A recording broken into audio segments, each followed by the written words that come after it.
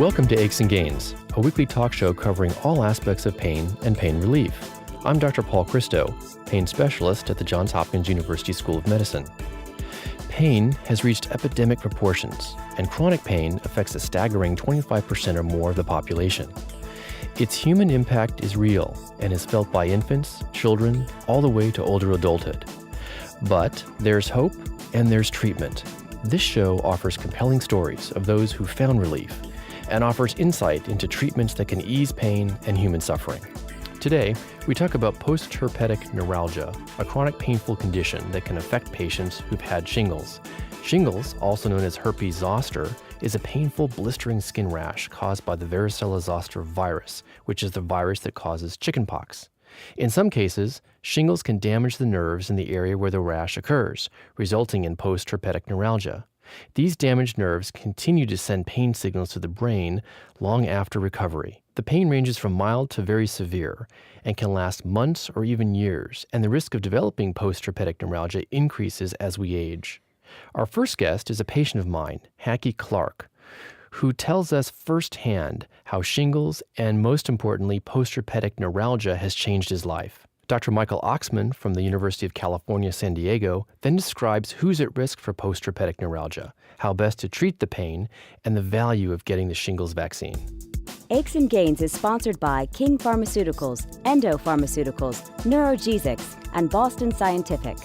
Aches and Gains is also available live online.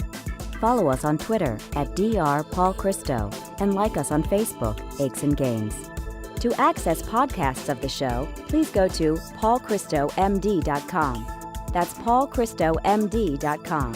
If you have questions or comments for Dr. Christo, especially for upcoming shows, please email him at achesandgains@gmail.com. That's achesandgains@gmail.com. Hacky Clark is a successful estate attorney in Baltimore, Maryland. He's a partner in the law firm Clark & Howe and has a 30-year history of estate planning, taxation, and trusts. He's also a patient of mine who suffers from postherpetic neuralgia, which is chronic pain from shingles.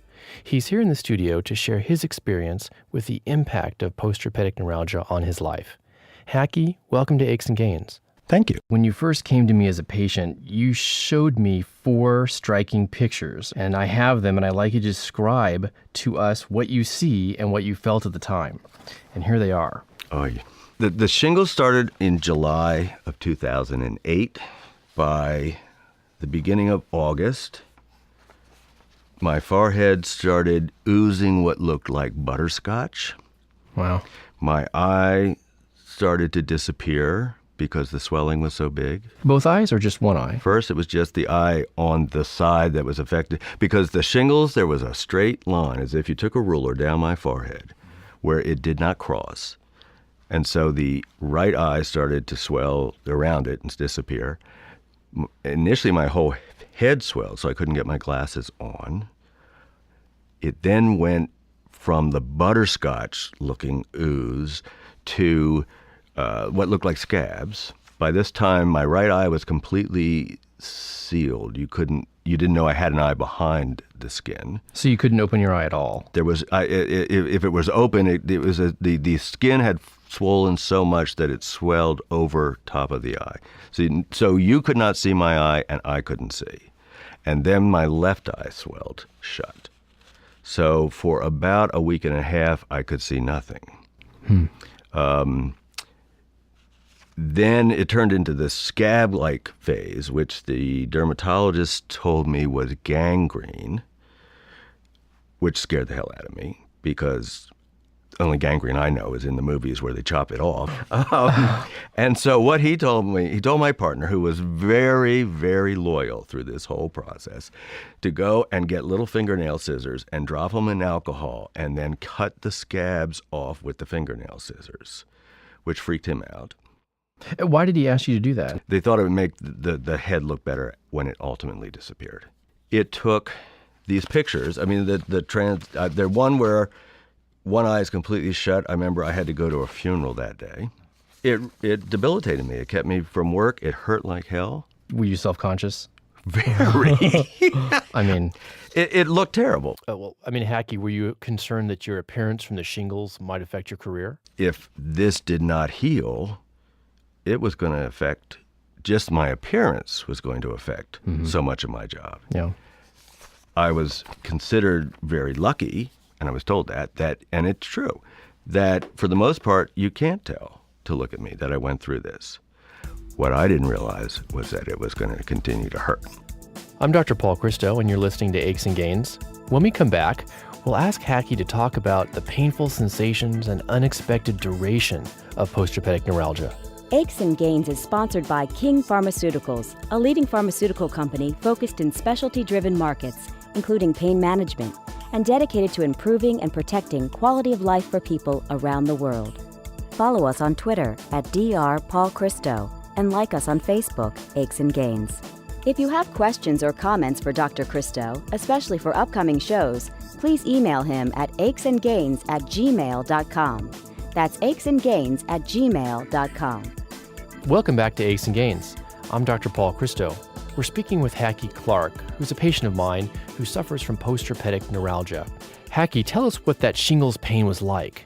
I tell you, I think the pain I have now is worse. In what way, though? Was it burning? Was it a dull ache? What was it like? At the time with the outbreak, it was sore, it was tender, and in times itchy. I had heard people say shingles is so painful, you'll never believe it. And when I was doing in that phase, I'm thinking, this isn't so bad. Mm-hmm. What I didn't expect was the pain afterwards. As you know, when I go to see you, there is a checklist that says, describe your pain. And every time I've hit every one of them except one. And does it burn? Yes, sometimes. Does it ache? Yes, sometimes. Does it throb? Does it sear? Does it like a lightning strike of pain? Mm-hmm. It's as if it has its own mind. When did you realize that the pain from the acute episode of shingles was not getting better? I mean, how many weeks or months after the outbreak? All right, it started in July, probably by September or October, and it really came because I was talking to other people that I knew who had had shingles, who had said, I didn't feel anything by this time. Now I look at myself and I'm jerking because the pains are sharp or hot or burning or whatever, and I don't see the reason, is when I start to learn what the reason is. Did you have friends at that time or even today or family members who say, Hacky, can the pain really be that bad? They're not friends or family members. If they say that, to be honest, they get jettisoned. By Halloween, October 31, I was at that point taking it was fentanyl with a patch that I was so drugged. I didn't hurt. So it relieved your pain, you're saying? Well, the pain was no longer around, yeah. From the fentanyl? From the fentanyl and Neurontin, and we had this whole sort of cocktails. I was taking pills like mad. And again, taking them because they were saying, here, try these will help, maybe this will work, maybe this will do something, take this, antidepressant, maybe Wellbutrin will help. That what it did is I wound up one night sitting in bed, reading Harry Potter, weeping. And Peter came in and said, okay, this is not working. And I couldn't have ever worked anymore that way. It was so, for me, the wrong approach. Well, speaking of working, were you functional during this period of time? Were you able to work as an attorney full-time? I wouldn't have said that I was at my top of my game. Yeah. And people knew it, too, because they knew was going through this. Do you have that extreme skin sensitivity to touch that a lot of people with postherpetic neuralgia find so very painful? I'll wear hats. It will bother it after a bit. Glasses, I wear glasses. I take them off a lot because I'm aware of them hitting my eye. At one point, my right eyebrow fell out into my hands, which... Anyway, your eyebrow? Eyebrow, whole thing, hair on it. It was like, Peter, come in and look at this. But it regrew. It looks like it regrew. It did come back. It did not as full and nicely as it did before. But so I realized I'm lucky that I don't, because I've heard of people with such skin sensitivity, and so really I don't have to bother putting a lot of stuff on top of my head. This part that surprised me is the quadrant where the shingles occurred. On the outside is numb. Mm-hmm. So if you were to lightly run your fingers, and I had my eyes closed, I probably couldn't tell that you were. Mm-hmm. put a little bit of pressure on it, and it's like, oh my God. How about water or shower water, for example? No, it feels good. Mm-hmm. Yeah, well, I think that's temperature, actually. Mm-hmm. You mean hot versus cold water? Mm-hmm. Which can't you tolerate? Or you can tolerate both of them? I can tolerate both. Cold feels good. Mm. How much pain relief do you have from the medications you're taking? On the one hand, I'd tell you none.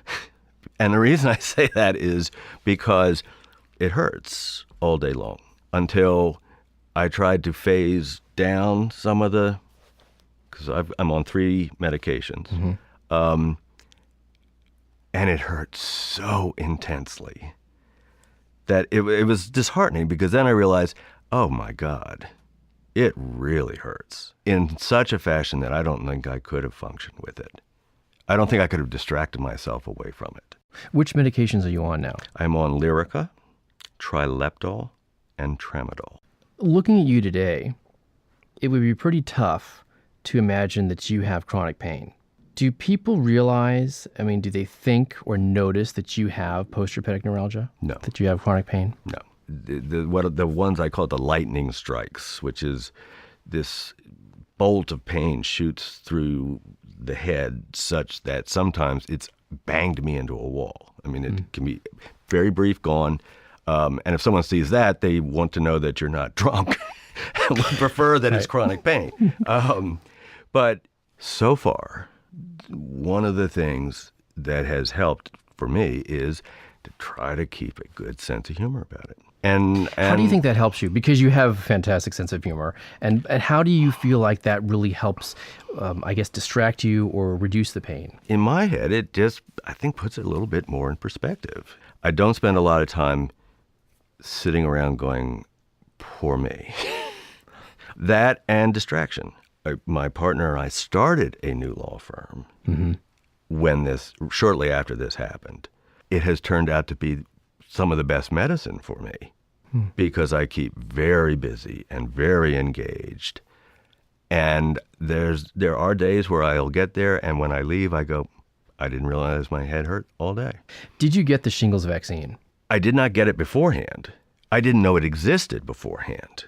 Heard about went down to the drugstore in GBMC, the hospital, and they had a sign that said, we have the shingles vaccine. And I walked up to the counter and I said, would you like me, because I looked really awful, to stand next to your sign? I guarantee you'll sell out in a matter of minutes. You're right. And the irony was, everyone I saw, the pharmacy people, the doctor, the staff in the doctor's office, my office, clients, they look at me and ran out and got it. Mm. It's with me every minute of every day. I've said to Peter sometimes, I just want one day off a week. Mm-hmm. Free of pain. Yeah. The sense of humor glosses over. If I dig down deeper, it's really awful because you just can't avoid it. Well, Hacky, thank you very much for sharing your story with us. You're very welcome. Aches and Gains is sponsored by Endo Pharmaceuticals, a U.S.-based specialty healthcare solutions company that delivers innovative diagnostics, drugs, devices, and clinical data to meet the needs of patients in areas such as pain, urology, oncology, and endocrinology. To access podcasts of the show, please go to paulchristomd.com. That's paulchristomd.com. Dr. Michael Oxman is a professor of medicine and pathology at the University of California, San Diego. He's also a staff physician in the infectious disease section at the Veterans Administration Medical Center in San Diego. He's the author of close to 150 publications on virology and infectious disease. Dr. Oxman specializes in the study of viral diseases, specifically herpes zoster, commonly known as shingles, as well as postherpetic neuralgia. Dr. Oxman, welcome to Aches and Gains. Well, thank you. Dr. Oxman, what is shingles? Shingles all begins with chickenpox because in contrast to many other infections we're used to, like measles or mumps, where you get infected, you get rid of the virus with your immune system, and you're subsequently immune, and the virus isn't in you. When you get chickenpox, the virus travels up the nerve to the nerve cell bodies, which are clustered in little nubbins on either side of your spinal cord, and each of them gives off nerves that mediates the sensation in the skin in a band from the middle in front around on that side to the middle of the back. All of us who had chickenpox have the virus that causes it, called Varicella Zoster virus or chickenpox shingles virus, sleeping or latent in the nerve cells in our sensory ganglia, basically at all levels of the body. Okay. And Mike, who's at risk for development of shingles? If you're immunosuppressed by disease or treatment, which reduces that cell-mediated immunity, the chances of the virus waking up, multiplying in the ganglion cells, and then coming back down the nerve and causing a rash like chickenpox, but just in the dermatome, increases. Now, we also know that in perfectly normal people, that cell-mediated immunity gradually decreases over time. So as you get older, the incidence and severity, for that matter, of shingles increases with increasing age. At about age 60, the risk is 1% per year. So one person in 100 every year who's otherwise perfectly healthy will develop herpes zoster. I'm Dr. Paul Christo, and you're listening to Aches and Gains. When we return, we'll ask Dr. Oxman what happens when shingles becomes postherpetic neuralgia. Aches and Gains is sponsored by Neurogesics, a biopharmaceutical company focused on developing and commercializing novel pain management therapies. Aches and Gains is also available live online. Follow us on Twitter at Dr. Paul Christo and like us on Facebook, Aches and Gains. And we're back speaking with Dr. Michael Oxman about the transition from shingles to postherpetic neuralgia. When the virus wakes up, it kills a lot of nerve cells. It causes hemorrhage, and then it comes back down the nerve and causes a rash, which is confined. It's just like chickenpox, but instead of being scattered throughout the body, it's just confined to that region of skin on one side in one area that's given sensation by the nerve from the ganglia in which the virus woke up. Well, that usually heals in 3 to 4 weeks. And really, that's usually tolerable. What makes it intolerable is the pain. And the pain is caused largely by the damage that the virus did to the nerves and the nerve cells. And that's called postherpetic neuralgia. There are more than 1 million new cases of shingles every year, and probably more than 50,000 new cases of postherpetic neuralgia. And Dr. Oxman, what's the most distressing sensation from postherpetic neuralgia? The typical story is someone gets postherpetic neuralgia. They were active. They drove all over the place. They played tennis. They quit playing tennis. They're taking opioids like Vicodin to deal with the pain, which prevents them from driving. They become isolated, and they eventually go into a nursing home or an assisted living facility when they otherwise would have been happily living in their nice house and being politically active and having a wonderful time. Well, the only reliable way of preventing that from occurring is preventing herpes zoster from occurring. And speaking about prevention, what is the best way that we can prevent postherpetic neuralgia from occurring? The most important thing is if you're 50 or over, and certainly if you're 60 and over, get vaccine. That's right, it's called Zostavax. But is there a risk of developing shingles or postherpetic neuralgia from the vaccine? What we demonstrated is that the vaccine doesn't provoke shingles, doesn't wake up the virus, and secondly, it doesn't cause shingles. And Dr. Oxman, in addition to distraction that can be an effective treatment for postherpetic neuralgia, what particular medicines are useful? The most effective treatments, which are about comparable, they are tricyclic antidepressants like nortriptyline and gabapentin, Neurontin. The gabapentin has fewer side effects than the tricyclic antidepressants. So that's my first choice. Now, there are 2 of those. One is gabapentin, which has a brand name of Neurontin, and the other is pregabalin, which has the brand name of Lyrica. I'm Dr. Paul Christo, and you're listening to Aches and Gains. Aches and Gains is sponsored by Boston Scientific, a leader in microelectric implantable technologies used to treat chronic neuropathic pain.